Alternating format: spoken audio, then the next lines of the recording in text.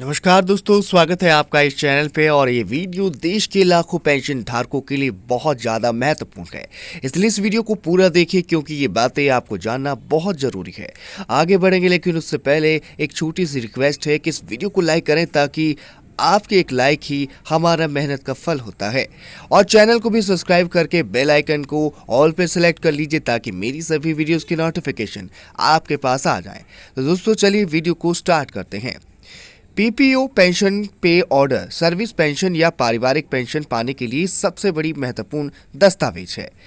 यदि पेंशनर्स के पीपीओ में पत्नी का नाम और जन्म तिथि सही ढंग से उल्लिखित नहीं है तो इसे संयुक्त रूप से अधिसूचित पीपीओ या जॉइंट पीपीओ कहा जाता है। यदि कोई जॉइंट पीपीओ पहले से ही उपलब्ध है तो पेंशनर्स की मृत्यु के बाद विधवा के नाम पर कोई अलग पीपीओ जारी नहीं किया जाएगा, वहीं पीपीओ उसका पीपीओ भी बना रहेगा। पारिवारिक पेंशन प्राप्त करने के लिए विधवा को अपने नाम पर जॉइंट पीपीओ या पीपीओ की आवश्यकता होती है। जब पेंशनर जीवित हो तो पत्नी के नाम पर कोई अलग पीपीओ जारी नहीं किया जाता।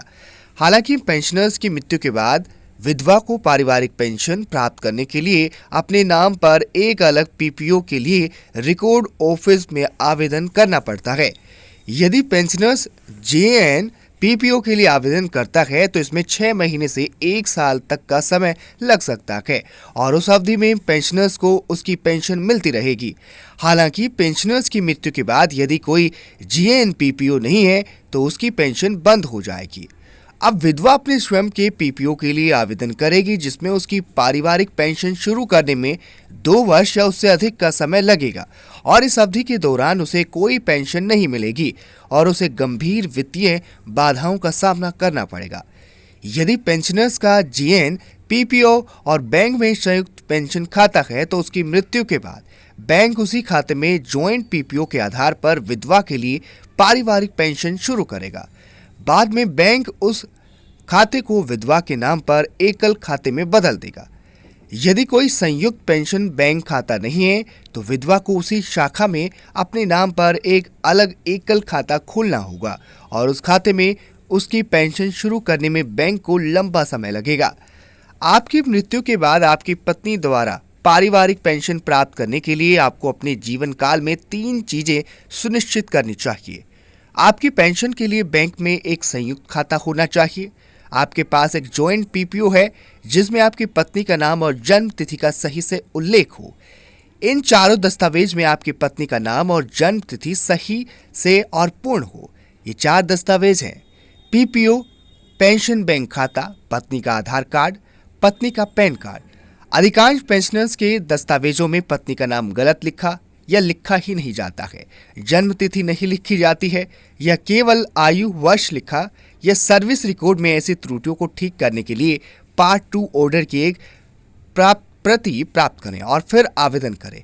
एक शुद्धि पत्र पीपीओ प्राप्त करें, इसमें 1-2 साल या उससे अधिक का समय लग सकता है, इसलिए इस काम को पेंडिंग ना रखें।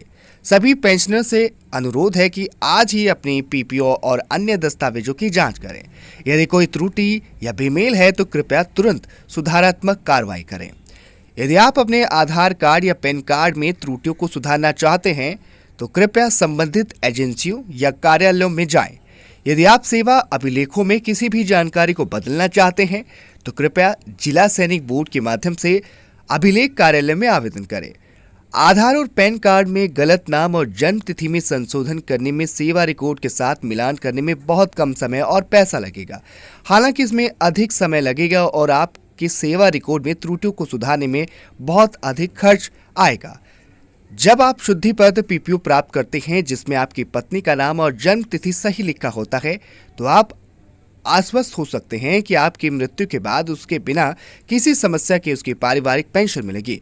तो दोस्तों, कई पेंशनर्स और उनकी विधवाओं को इन नियमों की जानकारी नहीं है, इसलिए कृपया इस वीडियो को सभी पेंशनर्स और उनके परिवार वालों तक शेयर करें।